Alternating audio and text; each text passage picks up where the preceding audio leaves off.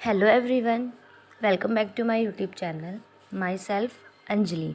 और आज मैं आपके लिए लेकर आई हूँ डीएलएड फर्स्ट ईयर की यूनिट 4 ईएस की unit 4 ES education and society, शिक्षा और समाज। इसकी हम यूनिट 4 करेंगे। Contemporary India and universalization of elementary education, समकालीन भारत और प्राथमिक शिक्षा का सार्वभौमिकरण। Let's start. तो सबसे पहले हम करते हैं कि प्राथमिक शिक्षा का सार्वभौमिकरण, यूनिवर्सलाइजेशन ऑफ एलिमेंट्री एजुकेशन। तो सार्वभौमिकरण, सार्व मतलब क्या होता है? सभी का। जो प्राथमिक शिक्षा है किस तरीके से वो सभी के लिए है, इस चीज़ के बारे में हम पढ़ेंगे। सबसे पहले दे रखा है शिक्षा राष्ट्रीय विकास, राष्ट्रीय एकता, भावनात्मक एकता का विकास करने हेतु सशक्त साधन है। इसका मतलब ये कॉमन सी बात है। आज के टाइम में विदाउट एजुकेशन कुछ भी नहीं है, ये हम सब जानते हैं। आप भी जानते हो और मैं भी जानती हूँ कि without education nothing is possible. तो शिक्षा राष्ट्रीय विकास, जो शिक्षा है वो हमारे राष्ट्रीय विकास करती है, राष्ट्रीय एकता को बढ़ाएगी, सभी लोगों में एकता की भावना उत्पन्न होगी, भावनात्मक एकता, फीलिंग्स डेवलपमेंट होती है, विकास करने हेतु सशक्त साधन। और किसी का भी डेवलपमेंट, चाहे वो इंडिविजुअल डेवलपमेंट हो या फिर किसी भी प्रकार का कोई भी डेवलपमेंट हो, कोई भी विकास हो, उन सब में ही जो शिक्षा है, जो एजुकेशन है, वो एक सशक्त साधन का काम करती है। उसके बाद में है शिक्षा के सार्वभौमिकरण का अर्थ समझेंगे हम कि शिक्षा के सार्वभौमिकरण होता क्या है। सबसे पहले तो शिक्षा का किसी निश्चित स्तर तक सभी लोगों के लिए अनिवार्य एवं निःशुल्क रूप से उपलब्ध होना। मतलब कि हमारी गवर्नमेंट ने एक इस तरीके का एक नियम बना दिया है, या फिर एक लिखित एक दस्तावेज जो भी कहेंगे हम, एक चीज़ बना दी है कि किस तरीके से एक निश्चित निःशुल्क अनिवार्य शिक्षा उपलब्ध कराई जाए हमारे देशवासियों को। क्योंकि एक इतनी तो शिक्षा सभी के पास होनी चाहिए कि वो अपना अच्छा बुरा एटलीस्ट अपने लिए अच्छा सोच सके, इसको इतना पता हो, नियम के बारे में, रूल रेगुलेशंस के बारे में पता हो। अगर कोई अनएजुकेटेड पर्सन होगा तो वो इतनी सारी जानकारी नहीं ले सकता। अगर उसके पास पहुँचेगी ये सब जानकारी भी, तो भी उसको समझ कुछ नहीं आएगा। तो एटलीस्ट इतना तो वेलफेयर, इतनी तो वेल एजुकेशन होनी ही चाहिए लोगों के पास में कि वो अपना अच्छा बुरा, देश के बारे में थोड़ी बहुत जानकारी, न्यूज़पेपर पढ़ सके, इतना कुछ कर सके अपने लिए। तो यही एक निःशुल्क, तो हमारे जो गवर्नमेंट है, हमारी जो सरकार है, उन्होंने इसी तरीके की एक सार्वभौमिकरण शिक्षा का एक निकाला, जो कि इसी तरीके का था कि शिक्षा सभी लोगों के लिए अनिवार्य हो और निःशुल्क रूप से उपलब्ध हो। क्योंकि अगर शिक्षा को हम निःशुल्क ना करेंगे एक निश्चित सीमा तक, तो कोई भी शिक्षित होगा ही नहीं। अब जो वेल एजुकेटेड है वो तो अपने बच्चों को पढ़ाएंगे, जिनके पास पैसा है वो भी अपने बच्चों को पढ़ाएगा, चाहे वो वेल एजुकेटेड हो चाहे ना हो। लेकिन जिनके पास पैसा नहीं है और वो एजुकेटेड है, पर वो फिर भी अपने बच्चों को इतना नहीं पढ़ा पाएंगे, या फिर जिनको पता ही नहीं है शिक्षा क्या है क्या नहीं है, तो वो भी किसी सीमा तक अपने बच्चों को स्कूल्स में भेजने से कतराएंगे कि पैसा देना पड़ता है। तो इसलिए जो गवर्नमेंट ने एक निश्चित सीमा तक जो है बच्चों के लिए शिक्षा अनिवार्य और निःशुल्क कर दी है कि इतने तक तो बच्चा एजुकेटेड होना ही चाहिए। भारत में प्राथमिक शिक्षा के सार्वभौमिकरण में से तात्पर्य 6 से 14 तक के सभी बच्चों को कक्षा 1 से 8 तक की शिक्षा उपलब्ध कराने से है। इसका मतलब है कि जो भारत में प्रारंभिक शिक्षा मतलब प्राथमिक शिक्षा जो बच्चों को सबसे पहले मिलती है, तो ये कब से शुरू होती है? 6 साल से 14 साल के बीच में 6 से शुरू हो जाती है, और 6 से लेके 14 तक बच्चा फर्स्ट क्लास से 8th क्लास, पहली से 8वीं कक्षा के तक ही होता है। तो यही गवर्नमेंट का एक नियम था कि बच्चे को अनिवार्य शिक्षा प्राप्त होनी चाहिए और निःशुल्क शिक्षा मिलनी चाहिए पहली कक्षा से 8वीं कक्षा तक। तो ये अभी भी चल रहा है। जितने भी गवर्नमेंट स्कूल है सब में जो है बच्चों को free education, free books provide की जाती है 1st to 8th तक के बच्चों के लिए। शिक्षा का अधिकार सभी के लिए है, सबको पता है शिक्षा का अधिकार सभी के लिए है। लेकिन जो हमारे कुछ लेखक थे जिन्होंने शिक्षा के बारे में अपनी अवधारणा, अपनी परिभाषा को लिखा है, हम वो पढ़ेंगे। जैसे कि इसमें दे रखा है माथुर जी ने क्या बताया है, एक निश्चित स्तर तक शिक्षा का सार्वजनिकरण ही निरक्षरता होती है, अनपढ़ जो लोग पढ़े लिखे नहीं होते उसमें वृद्धि को रोकता है। अब जाहिर सी बात है, अगर कोई शिक्षित होगा तो सभी लोग शिक्षित हो जाएंगे, तो लोग जो अनपढ़ हैं उनकी संख्या कम हो जाएगी, उनकी वृद्धि रुकेगी, विकास की गति को तेज।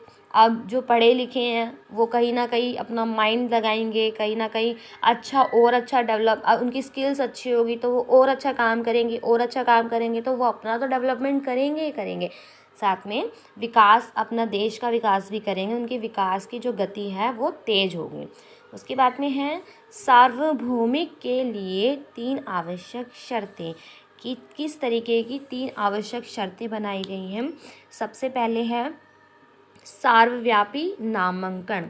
इसका मतलब है कि 6 से 14 तक के साल के बच्चों के लिए विद्यालय में प्रवेश किस तरीके से कराया जाए, किस तरीके से उनका नामांकन, नाम दर्ज किया जाए स्कूल्स में।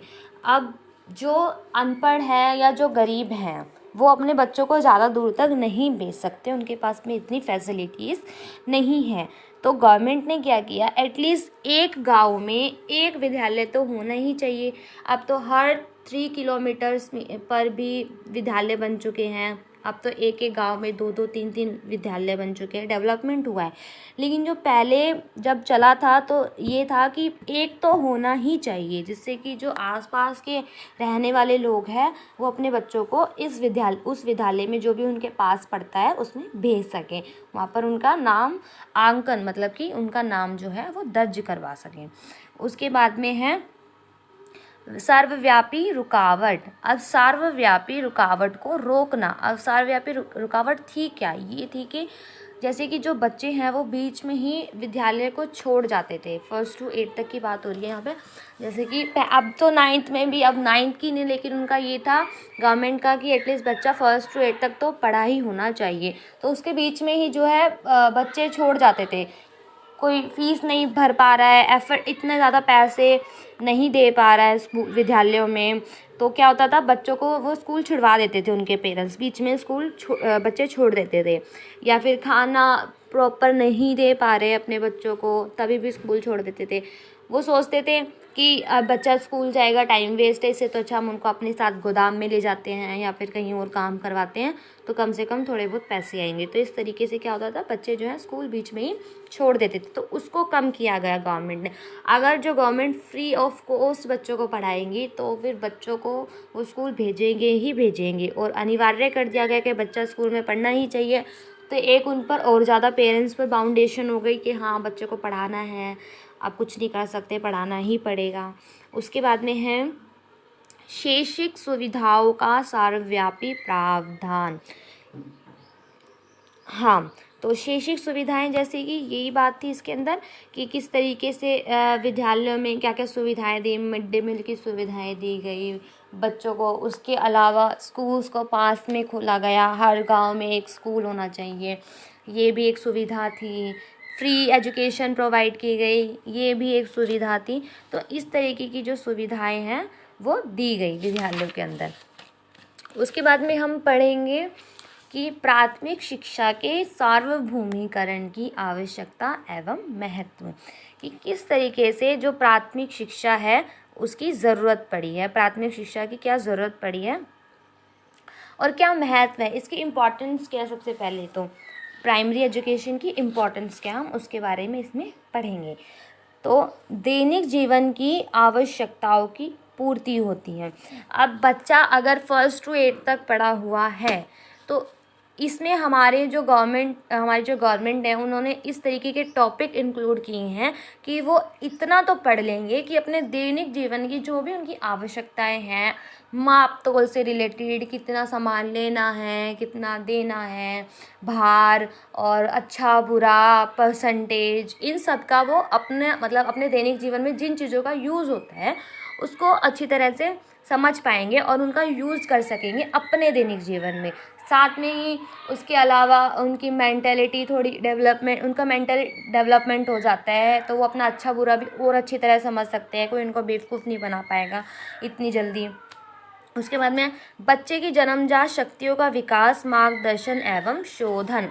अगर बच्चे को स्कूल नहीं भेजा जाएगा तो जाहिर सी बात है उसका डेवलपमेंट हो नहीं पाएगा। उसके अंदर जो भी अच्छी चीज़ें हैं, जो शक्तियां हैं, जो उसका विकास होना चाहिए वो नहीं हो पाएगा। लेकिन अगर स्कूल में भेजा गया बच्चे को, अगर फ्री एजुकेशन समझकर ही बच्चों को भेजा जा रहा है, तो उसको जो जन्मजात उसमें शक्तियाँ मतलब जो भी उसमें क्वालिटीज़ हैं उनका डेवलपमेंट हो पाएगा। मार्गदर्शन मिलेगा कि उसको आगे क्या करना है, क्या नहीं करना है। ठीक है, तो ये सब है इसके अंदर। नेक्स्ट है समाज की प्रगति में योगदान। अगर बच्चा इतना तो पढ़ा हुआ है कि वो कहीं ना कहीं देश के डेवलपमेंट, अपने समाज के डेवलपमेंट में भी अपना योगदान दे पाएगा। उसके बाद में अंतर्राष्ट्रीय सद्भाव का विकास करना। इसका मतलब है कि जो बच्चा है वो अंतर्राष्ट्रीय सद्भाव का विकास करेगा। मतलब उसको पता रहेगा राष्ट्रीय हित क्या है, अंतर्राष्ट्रीय हित क्या है, बाहर के बारे में भी उसको जानकारी मिलेगी, बाय न्यूज़पेपर हो चाहे कुछ भी हो। लेकिन वो है कि वो बाहर अंतर्राष्ट्रीय चीज़ों के बारे में भी जानकारी प्राप्त कर पाएगा। उसको ये होगा कि हाँ भाई बाहर इस तरीके से ये चीज़ होती है, मतलब वो जान पाएगा। उनको ऐसा कुछ नहीं होगा कि वो इन सब चीज़ों से अनभिज्ञ है, वो नहीं जानता है इन सब चीज़ों को। अगर वो जानना चाहेगा तो वो पढ़कर, न्यूज़पेपर पढ़कर, किसी भी चीज़ के थ्रू वो कर सकेगा, वो पढ़ पाएगा, चाहे वो राष्ट्र के बारे में हो चाहे वो अंतर्राष्ट्रीय के बारे में हो। उसके बाद में राष्ट्रीय विकास सेम हो, या जिस तरीके से वो समाज की प्रगति में योगदान देगा उसी प्रकार वो राष्ट्र के विकास में भी अपना योगदान पूर्ण रूप से तो नहीं कह सकते, 1st to 8 तक बच्चा पढ़ा हुआ है, लेकिन है कहीं ना कहीं तो अपना योगदान दे ही पाएगा। लोकतांत्रिक जीवन शैली जिएगा। अब अनपढ़ है, वेल एजुकेटेड नहीं है, तो कोई भी कैसे भी उसको बेवकूफ़ बना सकता है। उसको अपनी लोकतांत्रिक जीवन शैली के बारे में नहीं पता होगा, इतना लोगों से पता चलेगा लेकिन शायद उसको कुछ समझ ना आए। लेकिन अगर वो पढ़ा लिखा है तो ये हमारे सिलेबस के अंदर भी होगा, 6th 7th 8th की बुक्स में भी ये सब चीज़ें होती हैं। तो फिर उसको अपने लोकतांत्रिक जीवन के शैली के बारे में भी जानकारी प्राप्त होगी।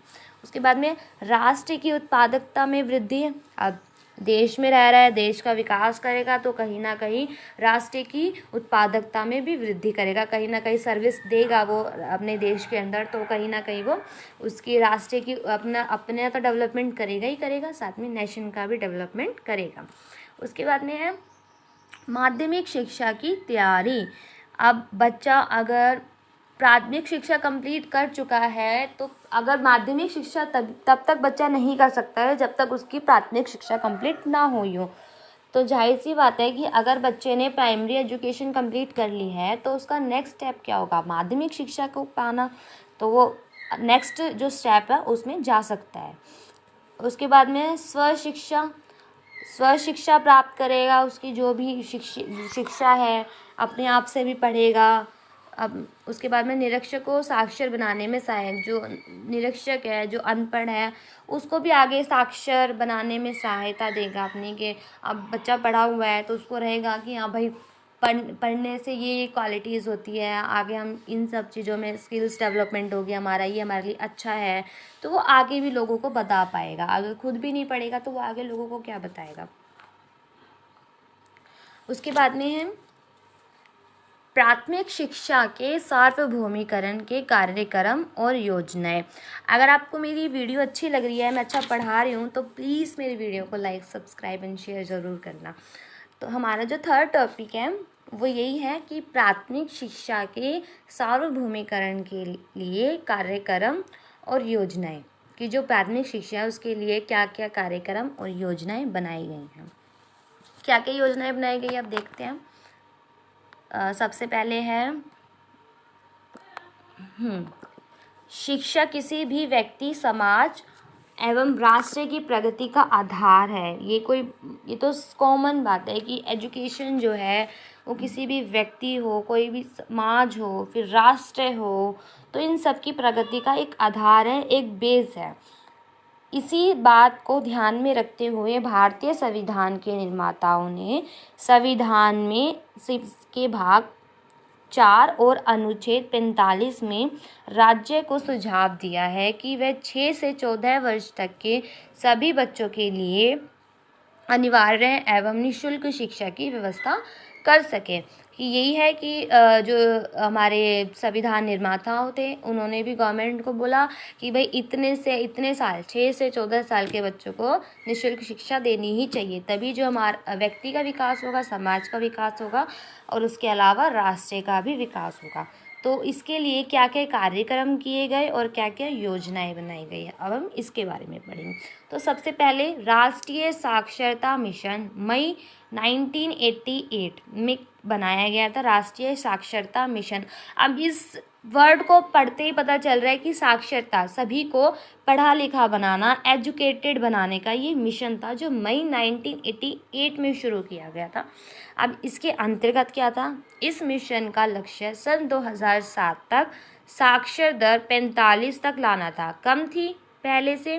तो क्या मिशन था कि 2007 तक कम से कम 45% ऐसे लोग, वेल एजुकेटेड पर्सन हमें बनाने हैं जिन्होंने 1st to 8 तक जो है एजुकेशन प्राप्त की है, या उससे ज़्यादा भी किया तो अच्छी बात है, पर एटलीस्ट इतनी तो की ही है।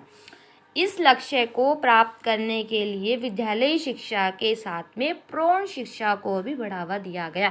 मतलब कि इसमें क्या था, प्राइमरी एजुकेशन को तो बढ़ावा दिया ही गया क्योंकि ये तो मोटिव था ही हमारा, लेकिन गवर्नमेंट ने इसके अलावा जो प्रौढ़ शिक्षा थी, जो उससे आगे की एजुकेशन थी, उसको भी बढ़ावा दिया। उसके बाद में क्या था, महिला समाख्या योजना 1989। जैसे कि हम सब जानते हैं भारत है, भारत के अंदर महिलाओं को इतना तवज्जो नहीं दिया जाता है। एजुकेशन हो चाहे किसी भी कोई भी फील्ड हो, उनको हमेशा मेल से पीछे ही रखा जाता है, वुमेन्स को कभी आगे इतना बढ़ने ही नहीं दिया जाता। तो जो सेकंड जो कार्यक्रम था, जो योजना थी, वो इसी से रिलेटेड थी कि जो महिलाएं हैं उनको भी एजुकेशन प्राप्त होनी चाहिए। समाख्या योजना, उनकी भी एजुकेशन में कुछ ऐसी चीज़ें डालनी चाहिए जो उनको आगे फ़ायदा पहुंचाए। जिस तरीके से हमने एजुकेशन में क्या पढ़ा था कि दैनिक जीवन की आवश्यकताओं की पूर्ति हो, महत्व में हमने यही पढ़ा था।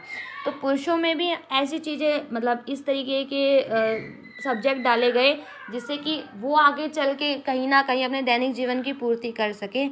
ठीक उसी प्रकार महिलाओं के लिए भी ऐसे सब्जेक्ट्स प्रोवाइड किए गए कि जिससे कि उनको भी आगे हेल्प मिले। जैसे राष्ट्रीय शिक्षा नीति 1986 के लक्ष्य के अनुसार वर्ष 1989 में महिलाओं को समाख्या कार्यक्रम शुरू किया। समाख्या मतलब सभी का कौन सा कार्यक्रम, इसमें शिक्षा को न केवल साक्षर कौशल प्राप्त करने के माध्यम से के रूप में जाना गया, अपितु इसे प्रश्न पूछने, मुद्दों और समस्याओं को विशेष रूप से विश्लेषण करने, समाधान करने की प्रक्रिया भी मानी गई।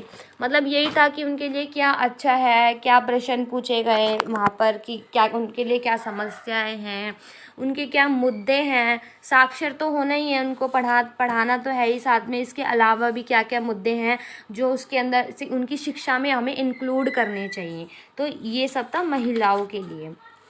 इसमें महिलाओं के लिए तो क्या था, इसमें महिलाओं के लिए क्या किया गया, ऐसा वातावरण तैयार किया गया जिसमें महिलाएं स्वयं अपने ओर से अध्ययन कर सके, अपनी प्राथमिक शिक्षा को निर्धारित कर सके, अपने पसंद के अनुसार ज्ञान तथा सूचनाओं को प्राप्त कर सके। यही है कि जिस फील्ड में वो जाना चाहती हैं। अब ऐसे तो फोर्स नहीं किया जा सकता कि अगर महिलाओं के लिए खाना बनाना कंपल्सरी है तो उनके लिए होम साइंस का एक सब्जेक्ट ऐड कर दिया गया, लेकिन अगर किसी को इंटरेस्ट नहीं है तो वो ना ले, वो फिजिकल ले ले। तो इस तरीके से उनकी रुचि अनुसार वो जिस भी विषय में जाना चाहती है वो फ्री कर दिया गया उनके लिए। नेक्स्ट है जिला प्राथमिक शिक्षा कार्यक्रम 1994। इसका उद्देश्य है प्राथमिक शिक्षा प्रणाली में फिर से जान फूंकना और प्राथमिक शिक्षा के सार्वभौमिकरण का लक्ष्य पूरा करना था। इसका अर्थ है कि जितना प्राथमिक शिक्षा मतलब अभी तक क्या हो रहा था कि हमने अभी महिलाओं के बारे में पढ़ा, फिर उसके पीछे हमने राष्ट्र के बारे में पढ़ा, तो अब हम पहुँचते हैं जिले में कि उसमें प्राथमिक शिक्षा किस तरीके से होनी चाहिए।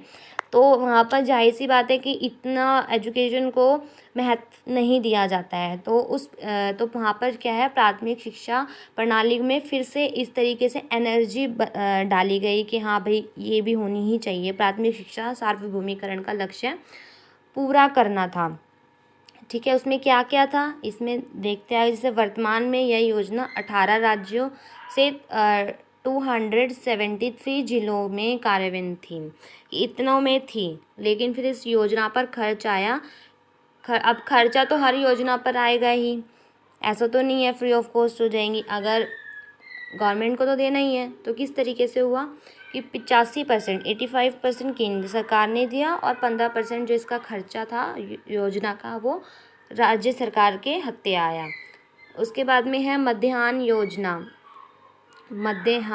भोजन योजना 1995। अब ये योजना सबको पता है, मिड डे मील की योजना है। इसका बनाने का कारण भी यही था कि जो पेरेंट्स हैं वो अपने बच्चों को स्कूल्स में नहीं भेजना चाहते थे, स्कूल में बिल्कुल भी नहीं भेजना चाहते थे।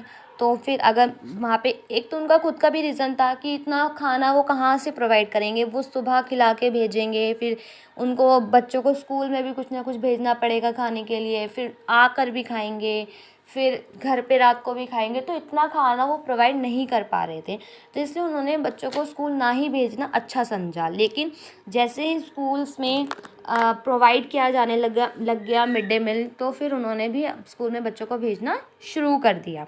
जैसे ये भारत सरकार तथा राज्य सरकार के संयुक्त प्रयासों से संचालित है कि मतलब गवर्नमेंट जो है हमारी, राज्य सरकार और हमारी केंद्र सरकार, इन सब ने ही ये सोचा कि बच्चों को मिड डे मील की जो सुविधाएं हैं वो प्रोवाइड की जानी चाहिए। प्राथमिक कक्षाओं का नामांकन में वृद्धि। अब इससे फ़ायदा क्या हुआ, जैसे ही मिड डे मील की योजना शुरू की गई तो लोगों ने अपना नाम जो है दर्ज कराना शुरू कर दिया, मतलब एडमिशन लेने ज़्यादा से ज़्यादा शुरू कर दिए।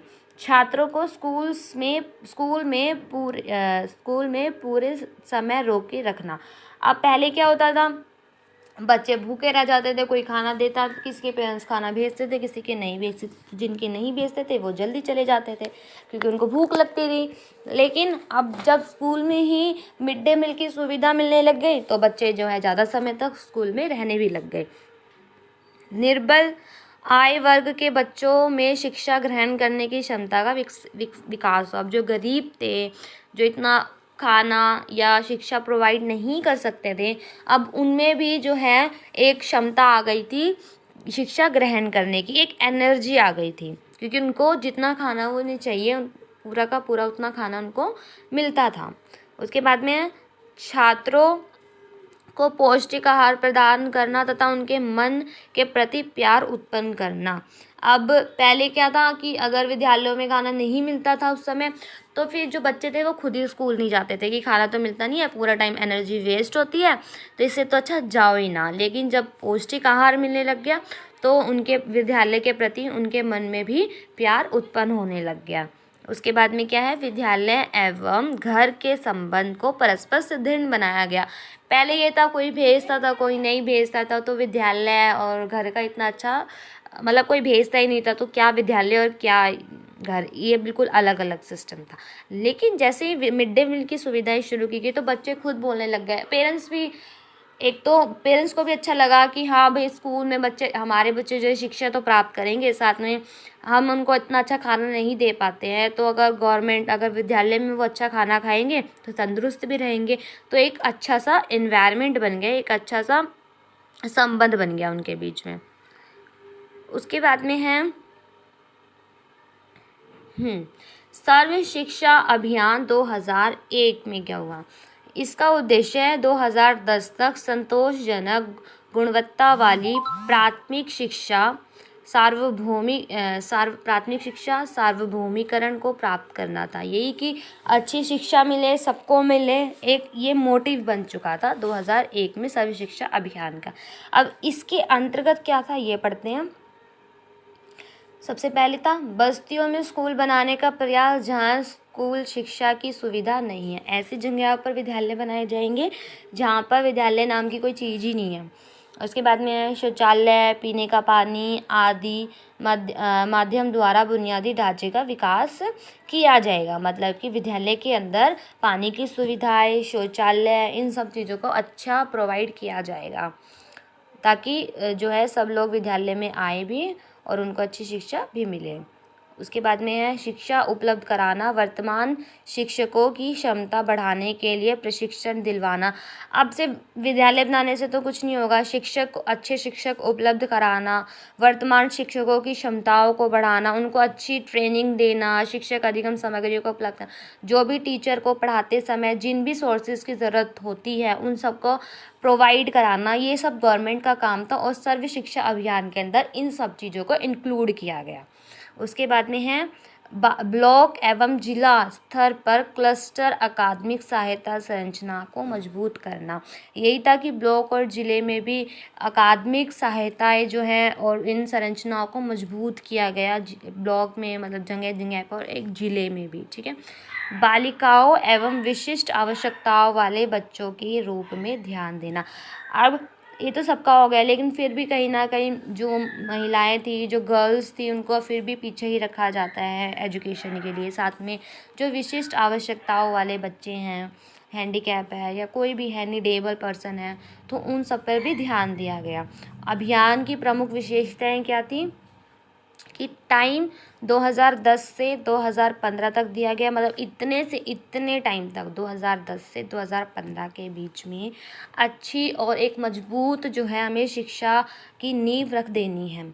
उसके बाद में था जो बच्चे ज्ञान समाज का हिस्सा बने। यही था कि जो बच्चे हैं, बच्चों को ज्ञान मिले और एक समाज का अच्छा हिस्सा बने। समग्र उपगम, उनको सभी चीज़ों के बारे में पता हो, सारी सुविधाएं हों, संस्थान सुधार एवं क्षमताओं का विकास हो।